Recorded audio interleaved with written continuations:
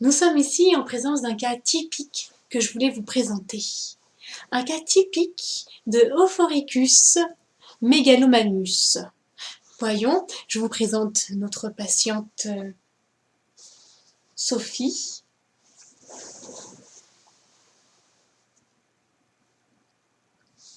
Bonjour. Oui, elle est un peu intimidée, hein, cela se conçoit. Vous êtes nombreux, chers collègues, chers étudiants et étudiantes, vous êtes nombreux, donc ça se conçoit. Bien, Sophie, mademoiselle Sophie, que pouvez-vous nous dire? De quoi souffrez-vous? euh, euh, De quoi je souffre?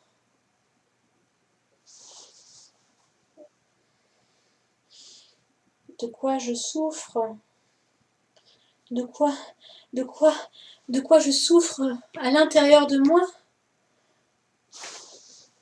Je dirais que je souffre de ne pas vivre dans l'amour et dans la joie en permanence.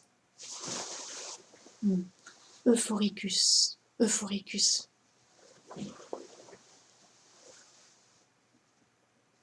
Oui, c'est une souffrance. La joie et l'amour, pour moi, c'est la vie. Si je ne suis pas dans la joie et dans l'amour, je meurs. Je meurs à petit feu. J'ai besoin de rire, j'ai besoin d'aimer.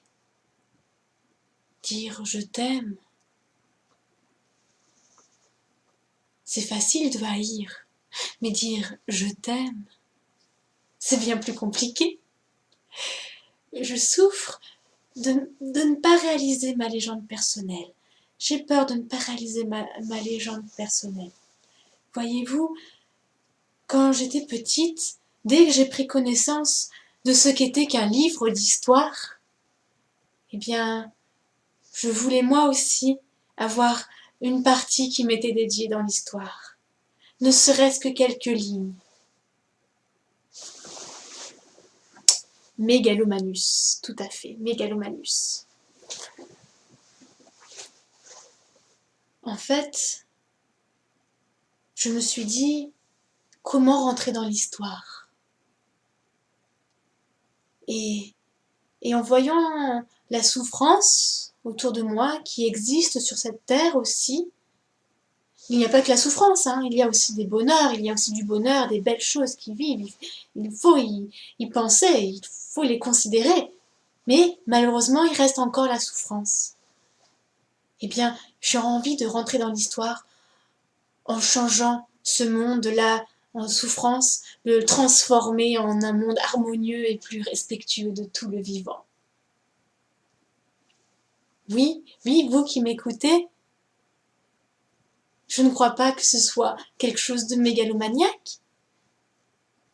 Nous sommes dans un système, depuis des années, des milliers d'années, des millénaires, où la souffrance est toujours là, présente. Le système est peut-être malsain en lui-même. Je crois que c'est plutôt sain de vouloir le bonheur pour tout le monde. Je crois que c'est sain.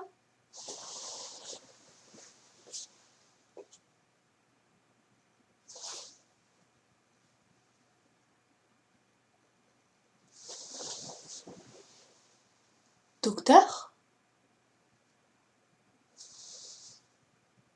Docteur?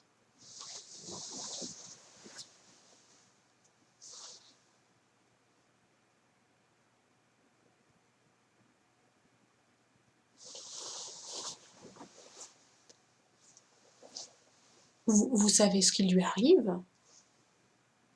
Il doit être vraiment dans les profondeurs de son âme pour réfléchir autant sans intervenir.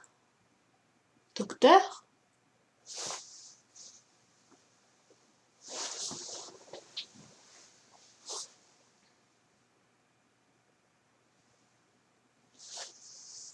C'est intéressant. Chers collègues, chers stagiaires, étudiants et étudiantes, c'est intéressant. Vous ne trouvez pas?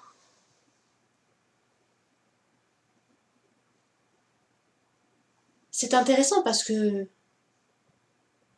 cela me fait réfléchir. Je réfléchis à ma propre vision des choses, la propre vision du monde que j'ai eue jusqu'alors, ou peut-être que j'avais déjà à l'intérieur de moi, mais que je n'écoutais pas, parce que pas approprié, ou trop compliqué, trop difficile, ou trop loin d'accès.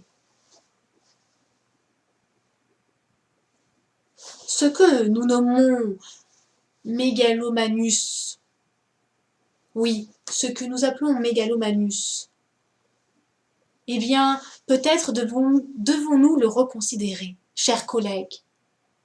Peut-être devrions-nous le reconsidérer. Peut-être que certains de nos malades le sont peut-être moins que nous-mêmes. Certes, il y a une grande souffrance en eux, mais pouvons-nous réellement quelque chose quand cette souffrance est systémique? Quand elle vient du système lui-même?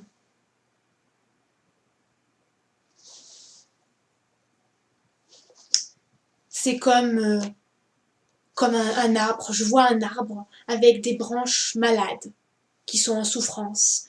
Eh bien, nous sommes tels des bûcherons qui vont couper ces arbres, pas ces arbres, mais ces branches-là malades.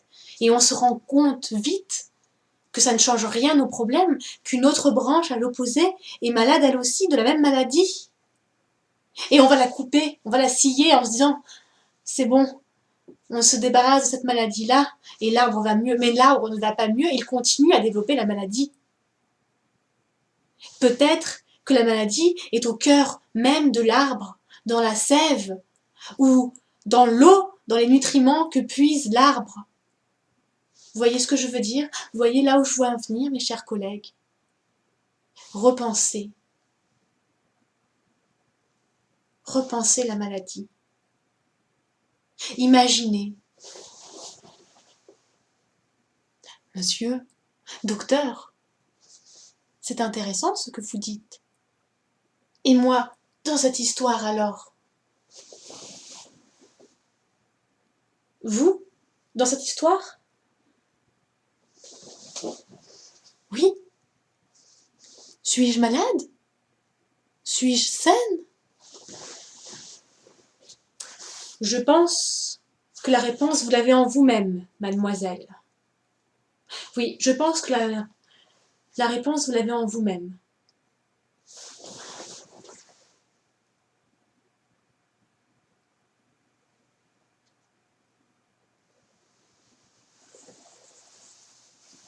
Oui, oui, tout à fait.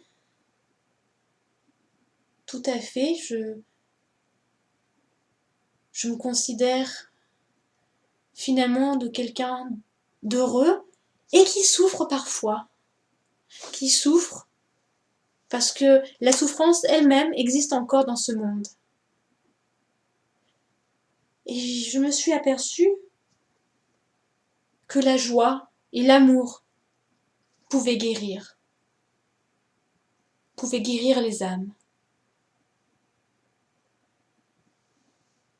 Et là, excusez-moi, mais je me sens bien.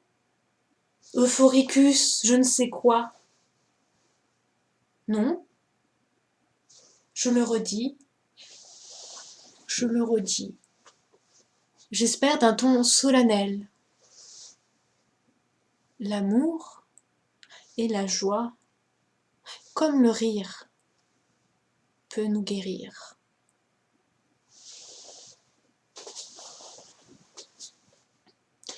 Chers collègues, avez-vous bien entendu ceci? L'amour et la joie, comme le rire, peut guérir. C'est intéressant.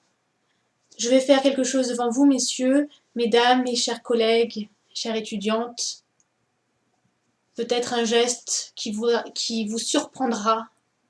Mais voyez-vous, dans cette étiquette de médecin, je me sens, comme dirait, un peu étouffée. Alors, acceptez que je retire ma blouse pour aujourd'hui et peut-être pour demain. Que je nous invite vous, collègues, stagiaires, étudiants, étudiantes, et patients, à s'unir et à ensemble créer ce monde meilleur, à apporter de la joie, de l'amour à nos êtres blessés, parce que nous-mêmes, médecins, collègues, nous sommes blessés, peut-être bien, par ce système lui-même malade. Docteur? Docteur? Sophie? Mademoiselle Sophie?